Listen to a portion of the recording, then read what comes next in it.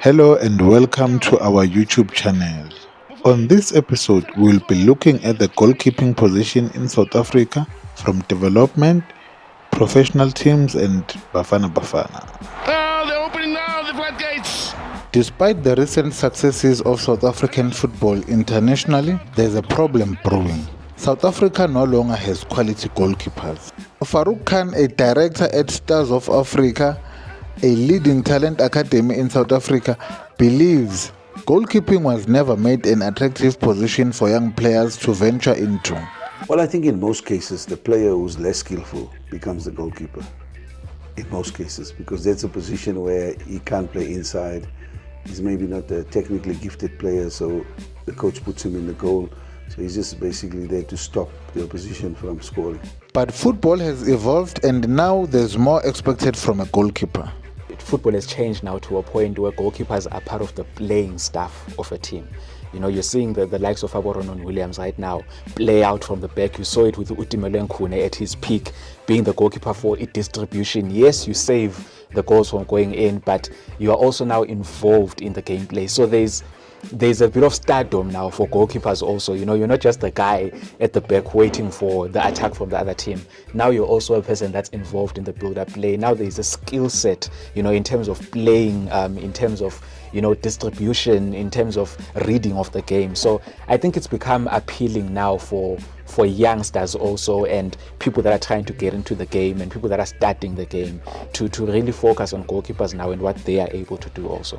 It's not a case like before where you had big strong defenders who just man-marked and cleared away. You had always that away, so they get the ball and they just get. Now they got to play out of the back, and it starts with your number one, your goalkeeper. It starts with your central defenders being able to play out. So that role has become specialized, and I think the mindset in South Africa has to change. Of late, goalkeepers have proven their worth and elevated the goalkeeper profile. You know, you're looking at RONWEN Williams is at a point now where he's the leader of the Bafana team. He is the face kahle of the Bafana team. We saw that with Utumele Nkune also in his time. He was pretty much the face of the Bafana team, a leader for the team. So you've gotten to a point now where when people look at the goalkeeping position, it's not just one of the 11 players, but you know, the lesser known players. Now they are part of the stars of a team, and you know, there's a lot more appeal for it now. So like you're saying, with the whole Ballon d'Or situation that happened for RONWEN, which was beautiful to see for a South African goalkeeper, you know, to be recognized at that level. Oscarine Masuluke, like you said, also with that goal, and so many of the main players in the Ballon d'Or that year were saying the goalkeeper should win it because what he did was something special. You know, you're seeing with our Alisson and Ederson now for our Brazil. You know, there's so much acclaim for goalkeepers. There is so much praise for goalkeepers, and it's now a skill set that's taken very seriously. With our goalkeepers reaching such heights internationally, do our local teams invest in getting quality goalkeeper coaches to assist the goalkeepers? No, I think there's been a lot of work done as far as qualifying keepers. Most of our goalkeeper coaches, I think, if you look at the bigger clubs, they have qualified goalkeeper coaches. Sometimes you have coaches that bring their own goalkeeper trainer because they know the importance of that position. You look at the bigger clubs, they all have goalkeeper coaches that they brought with them. You know, you look at the bigger clubs, I think all three big teams, when you talk big teams, you talk about Kaizer Chiefs, you talk about Pirates and Mamelodi Sundowns, they all have goalkeeper coaches, and who's brought them is the coaches. So I think that it takes care of it. And I think the other clubs, even in the Motsepe League, they have goalkeeper coaches that have been through some sort of training. Is it enough? Maybe not. Maybe we should spend more time in developing those goalkeeper coaches to become even better goalkeeper coaches, even if it means that we make use of seminars where we bring in the best goalkeeping expertise in the world and they spend time, because all this knowledge and information is essential to produce a world-class goalkeeper coach. And when you have a world-class goalkeeper coach, he doesn't just focus on the first team, he focuses on all the goalkeepers down. A good example is I worked with a goalkeeper coach by the name of Reiner Dinkelage when I was at Kaizer Chiefs. He was phenomenal, top world class. In fact, Mushin Ettegral brought him to Kaizer Chiefs from Germany. So I think in South African football, for the longest time, we haven't been very good at specialized coaches for positions, right? It's only something that is starting to come into the game now. So I think, yes, there's still a lot to be done in terms of development of goalkeepers and getting teams to that level where consistently you're seeing the goalkeeper coaches being at a certain level with the coaches itself that are coming into the team. The goalkeeper coach has to be up there. I think it's something that's changing though now because of the level of coaches that we're getting and the teams that they come with. I mean, for example, Enabi at Kaizer Chiefs, when he came into the team, came with his own technical team. Do you understand? So he's coming with people that are specialized coaches for these different things, and assistant coaches, of course, but also a goalkeeper coach in there, also, people that do the schedule. So we're seeing a little more progression in it now in terms of specialized positions. But yes, there is still so much more work that can be done by teams. But also, let's also acknowledge the fact that South African teams have done really well in terms of developing goalkeepers. I mean, there was so much talk about how the 6 teams in our World Cup qualifier group, all the goalkeepers play in South Africa, you see. So that shows that there is a certain level of competition in that position. There's a certain level of, that you have to be at to play as a goalkeeper in South Africa.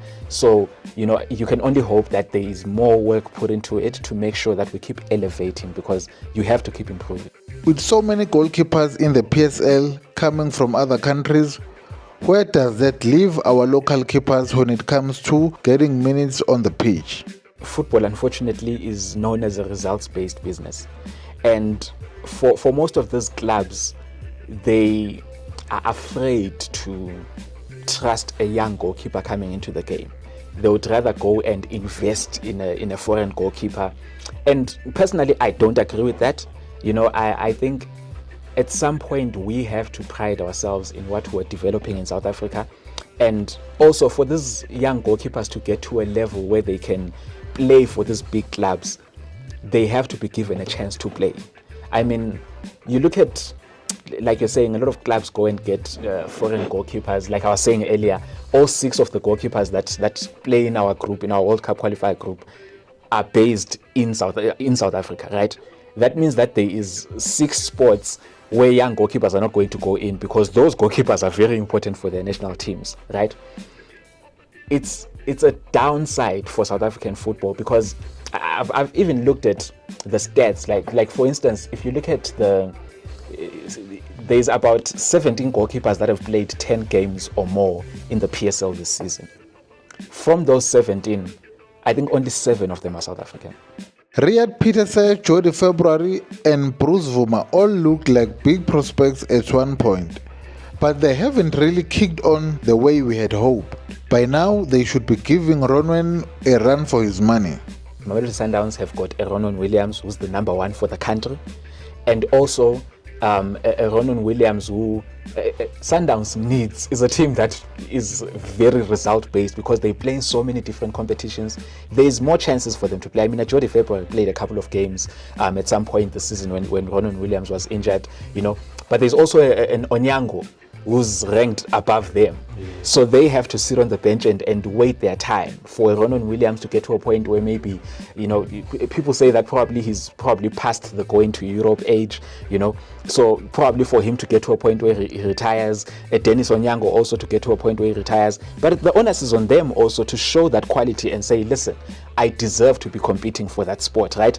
It's tough though against South Africa's number 1. If RONWEN knows he's the best, she's the best. Who's he competing against? Competition is healthy. He needs to know somebody else is standing there waiting to take the jersey.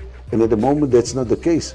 So we need to make sure we have a bigger pool of goalkeepers, so that not only at BAFANA level, at under 17, at under 20, at under 23 national team, at club level, we need to have a better quality and pedigree of goalkeepers. Bruce Vuma, you speak about, Bruce Vuma is a special case for me, because I feel like he's a goalkeeper that came through when he was really young, and we all expected that he's going to be the successor from Itumeleng Khune, right?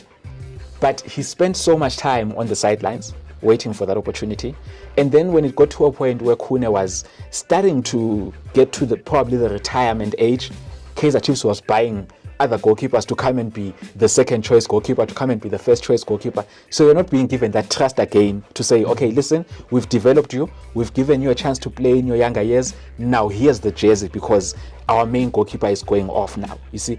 So it's again a case of them not being given a chance. And unfortunately, as a goalkeeper, you don't get experience from training. You get experience from game situations where you are involved in the build-up play, you are learning how to get involved in that, you're saving the team when you need to. And when that is not happening, you find yourself in a position where now you're losing that confidence over time, now you're losing that momentum over time, and that's where mistakes start to creep in, because yes, you're not confident enough because you've not been given that chance on a regular basis. So I feel like that's where some of these goalkeepers that you mentioned lost their way, in that they were not given a chance on a regular basis at top teams or even at mid-level teams. And maybe for them also, they don't have that thing inside them to say, you know what, let me go to a Sekhukhune instead and get some game time there, you see. So probably that's where the issue is. They're not being given that chance to progress properly, and at the same time also maybe they haven't taken the impetus to say, let me go and play somewhere else. This has been part 1 digging into goalkeeping issues in our country. Please comment, share and subscribe to our channel to get the second installment as we look at the stats and possible solutions to this goalkeeping issue. Thank you for watching and bye bye. See you on the next one.